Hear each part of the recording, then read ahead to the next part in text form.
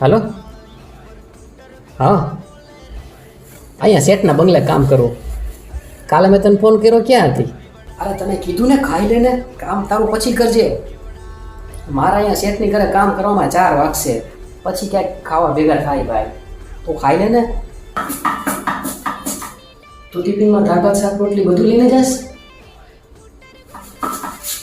ના ના, હું તો ખાલી 2 રોટલી ને ડુંગળી લઈને આવું.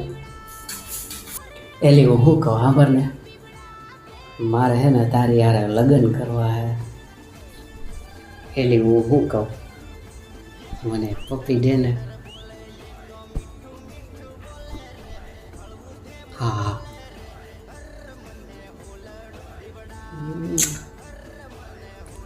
હા શેઠ, થઈ જશે થઈ જશે.